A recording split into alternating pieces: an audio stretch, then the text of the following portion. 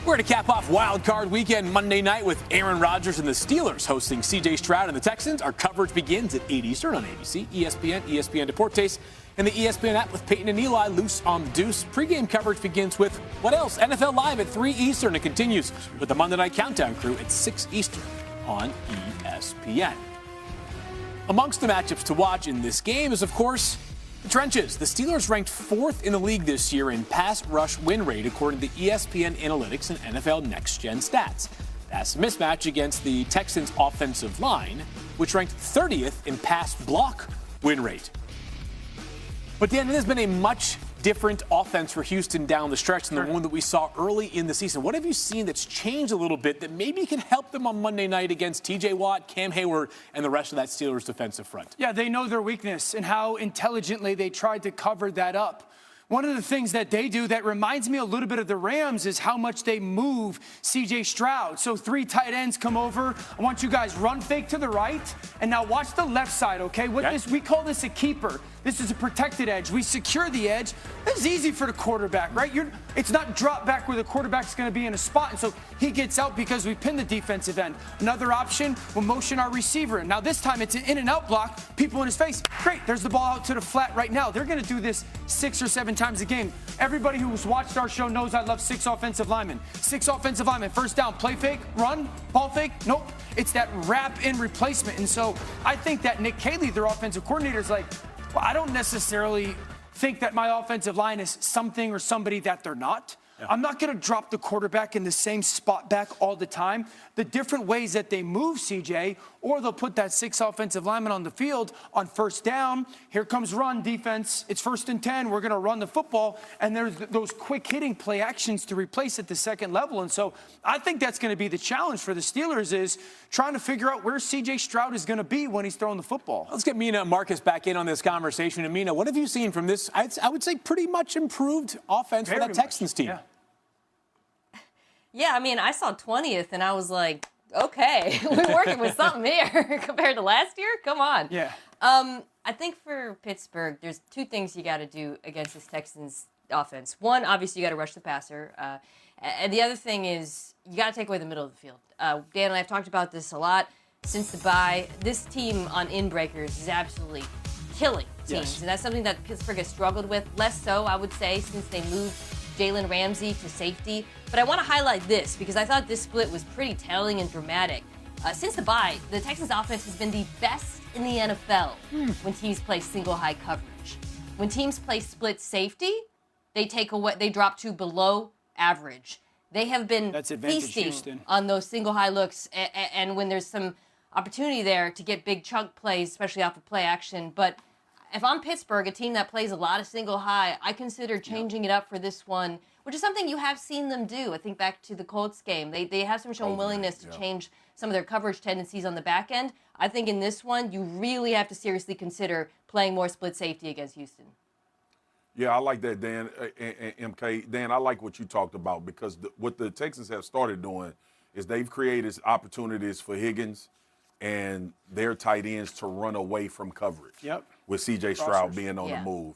And also give you a run look to create more time, more than just straight up blocking. I think this defensive line from the Pittsburgh Steelers job is going to be about identifying run-pass transition and then being able to hold up enough on the back end so some guys can get home or at least impact C.J. Stroud when he is on those rollouts. Y'all, it's the hardest thing to do as a defensive lineman if you are really selling run on these passes, and Houston has been doing a really good job of that and not allowing guys to tee off.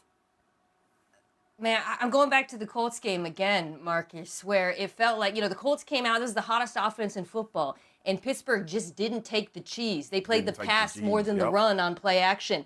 Same game plan this week. Houston's not a good running team. Do not sell out to stop the run. By the way, history being made on Monday night. It's the first time that the Houston Texans will play on Wild Card weekend and not play Saturday at 4:30 p.m. Eastern time. I'm not kidding. Houston. First time in 9 appearances. I know. Cliff Kingsbury and the Commanders have agreed to part ways. Kingsbury and head coach Dan Quinn met after discussing the future of the offense, and they said, we're done. We're split. Along those lines, Joe Witt also canned by Dan Quinn. He was previously demoted from his play calling duties on the defensive side of the ball. The Cowboys fired defensive coordinator Matt Eberflus. Jerry Jones saying after reviewing and discussing the results of our defensive performance this season, it was clear that change is needed. This is the first step in that process, and we will continue that review as it applies to reaching our much higher expectations. Meanwhile, Mike McDaniel down in Miami has said he will be a part of the team's process as they interview for a new GM, and he's going to remain the head coach until he's told otherwise. McDaniel ended the year on a 4-game winning streak prior to that Week 18 loss. Here he is in the future of the quarterback spot in Miami. In 2026, I think there'll be competition for our starting quarterback. What that is and how it looks, there's a lot that remains to be seen. It's the most important position on the football field. Who that is, whether they're in-house or somewhere else, that's something that we'll be extremely diligent on. But I know that there will be competition for those reins. That much I do know. Doesn't sound like it's going to be Tua Tagovailoa, who was asked by reporters yesterday if he would want a fresh start. His response, quote, "That would be dope. I would be good with it." Won't be easy, though, for the Dolphins to move on from Tua Tagovailoa because, of course, his contract. Here is the details, courtesy of Shefty. Tua already has $54 million guaranteed to him next season. And in March, $3 million of his 2027 salary becomes guaranteed, cutting Tua outright. Would equal nearly $100 million in dead money that can be spread out over multiple years if the team went the post-June 1 route. A lot of inside baseball, cap minutia there, Swagoo, but let's talk about this quarterback position. What should this team do going forward? It's over with Tua. Yeah. They need to figure out who's going to be the quarterback of the future. And I'm not sure if Tua, based on that comment, he don't even want to be there. And the other thing is this, too, man, like the business of football. And Dan and MK can attest to this.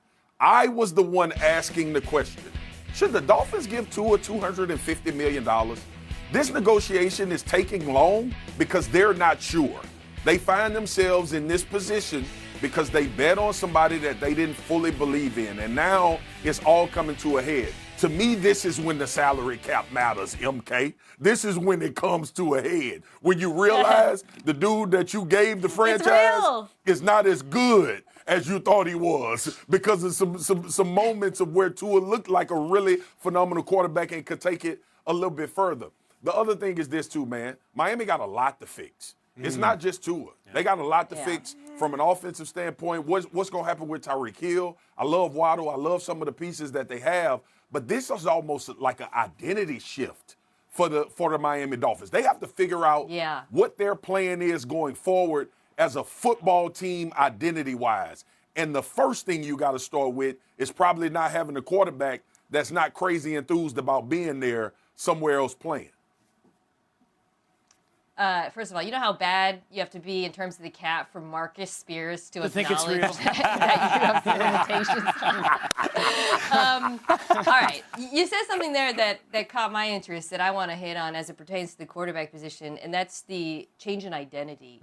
One thing that really encouraged me this year was seeing some of the innovation and success they had on the ground. Also, they've made legitimate improvements on the offensive line. Shoot, they might got the best center in football right now in Aaron Brewer. Yeah. I would love, since they're sticking with Mike McDaniel, I would love for them to bring in a quarterback with elite physical tools. Somebody who can add to the numbers in the run game. And look, we got one right there, Malik Willis. Hey, to be honest, though, he might be priced out. We'll He's see 100% how the market too expensive. shakes out for him. Okay, all right, then Anthony Richardson is my second choice. We got tape of him, too? Yeah. He's not going to be too expensive. And I understand he is raw and he had problems, and obviously the Colts gave up on him. But, like, if you're Mike McDaniel, what do you have to lose? I don't want to see, like, a game manager come in there. Like, show me something creative and interesting on the ground, because I think we've seen that they're capable of that, and I would love to see someone add to the numbers there. Dan, before you go, let me ask you a question. Does that Riley Leonard performance do anything for you as a thought in Miami? It does something for me more in Indianapolis because Daniel's injury. They're on him. You know, so and it's one game, but because of Daniel's injury. But I'm not all out of that thought process, Marcus. Hearing Tua's comment and then watching the salary cap ramifications, it seems like a Ty Simpson or Cade Klubnik there's the one. or a Carson Beck is more likely to be the starting quarterback back in Miami than Tua. Marcus is 100% right. Tua doesn't want to be there anymore. That relationship very much so sounds like it's run its course. And it's okay for both of those guys to start anew in different roles. I understand Malik Willis can get so much money this offseason, Mina, so I just don't think cost-wise, I'd love the fit, but cost-wise, and I think if you're Miami, find your Bo Nix.